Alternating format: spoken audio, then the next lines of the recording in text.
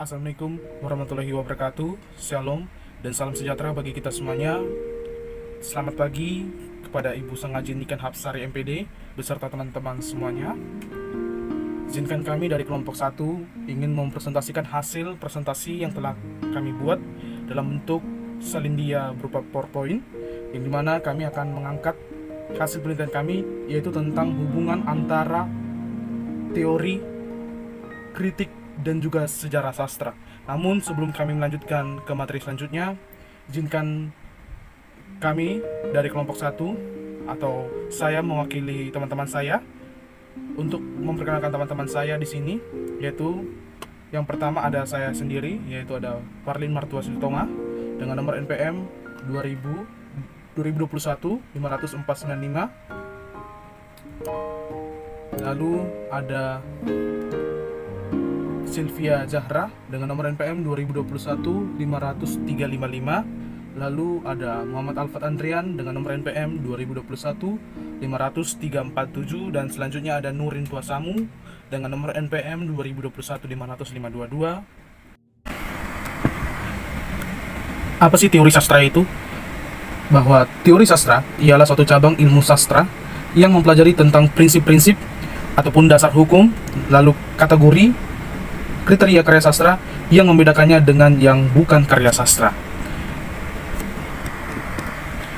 Namun, secara umum yang dimaksud dengan teori adalah suatu sistem ilmiah ataupun pengetahuan secara sistematis yang menerapkan pada pengaturan hubungan antara gejala-gejala yang diamati di dalam teori sastra. Bahkan, teori sastra ini berisikan suatu konsep ataupun uraian tentang hukum-hukum, lalu suatu objek ilmu pengetahuan dari suatu titik pandang tertentu. Assalamualaikum warahmatullahi wabarakatuh. Perkenalkan, nama saya Muhammad Alfat Andrian, NPM 202121 Di sini saya dari kelompok 1 ingin menjelaskan teori sastra dan sejarah sastra. Di sini diperlukan teori sastra untuk menentukan perkembangan sejarah sastra, untuk menentukan pengaruh timbal balik antar genre sastra, perkembangan tematik, ciri-ciri karakter karya sastra. Diperlukan teori sastra dalam pengajiannya. Sebaliknya, secara ekspresis, perkembangan karya sastra memberikan sumbangan pula terhadap perkembangan teori sastra. Demikianlah, dalam perkembangan sejarah sastra akan terjadi interaksi antara teori sastra dengan sejarah sastra. Dan di sini juga ada kritik sastra dan sejarah sastra. Dalam kegiatan kritik sastra, seorang kritikus sastra memberikan pertimbangan kepada penulisnya dengan menggunakan kaidah-kaidah hukum kriteria sastra yang menjadi landasan dalam memberikan penilaian terhadap karya sastra tersebut. Di sisi lain, perkembangan sejarah sastra suatu bangsa, suatu daerah, atau suatu budaya diperoleh dari penelitian karya sastra tersebut, yang dihasilkan para peneliti sastra yang menunjukkan terjadinya perbedaan-perbedaan atau persamaan-persamaan karya sastra pada masa-masa tertentu.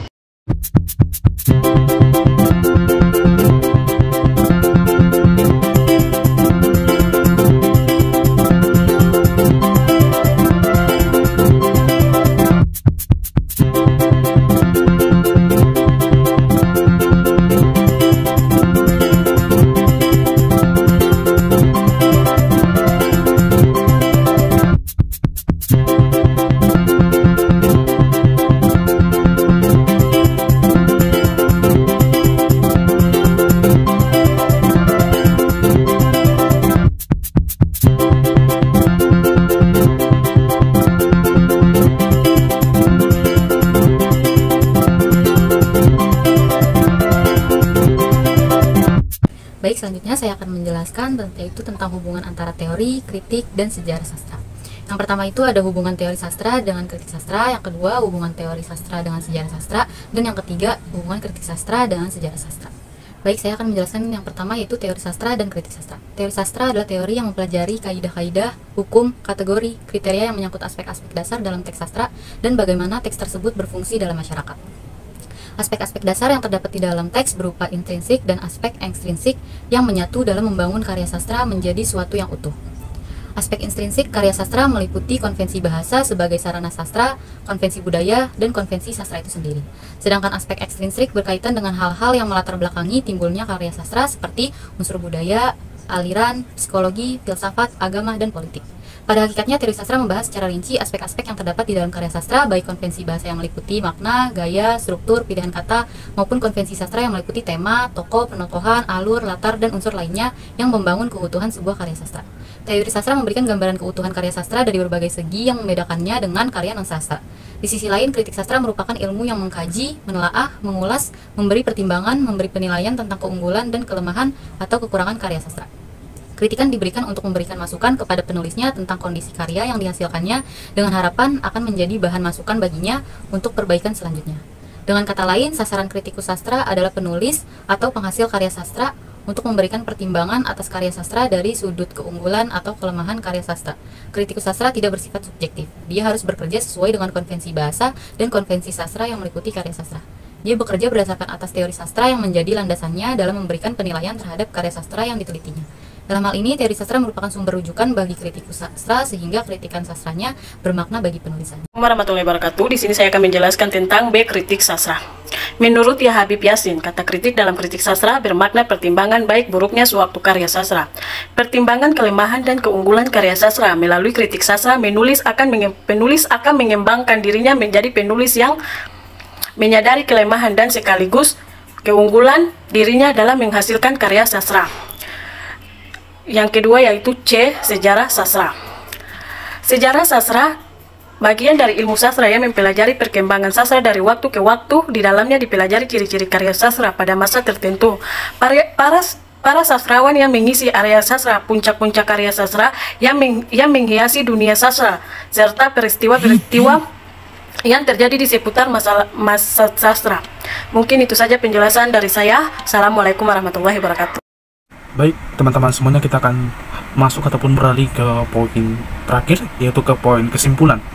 Kesimpulan dari materi yang telah kami sampaikan ataupun paparkan terkait dengan teori sastra bahwasannya sasaran kerja kritikus sastra adalah penulis karya sastra dan sekaligus pembaca karya sastra. Untuk memberikan pertimbangan ataupun karya sastra, seorang kritikus sastra ini harus bekerja sesuai dengan konvensi bahasa dan juga konvensi dari sastra itu sendiri yang melingkupi tentang karya sastra, baik itu karya sastra berbentuk prosa ataupun prosa fiksi ataupun lainnya. Namun hal ini dapat dikatakan bahwa di dalam teori sastra ini ada terjadi hubungan antara teori sastra dengan sejarah sastra pada umumnya. Dan sejarah sastra adalah bagian dari ilmu susastra yang mempelajari tentang perkembangan sastra dari waktu ke waktu, periode ke periode, sebagai bagian dari pemahaman terhadap budaya bangsa. Namun hal ini dapat dibuktikan bahwa perkembangan sejarah sastra suatu bangsa, suatu daerah, suatu kebudayaan dapat diperoleh dari penelitian karya sastra yang dihasilkan para peneliti sastra yang menunjukkan terjadinya perbedaan-perbedaan ataupun para peneliti sastra yang menunjukkan terjadinya periode-periode tertentu. Dan secara keseluruhan, dalam pengajian karya sastra dapat dikatakan bahwa karya sastra ini terbagi menjadi beberapa bagian, dibagi menjadi 3, yaitu teori sastra, sejarah sastra, dan juga kritik sastra yang terjalin keterkaitannya. Wassalamualaikum warahmatullahi wabarakatuh. Selamat pagi.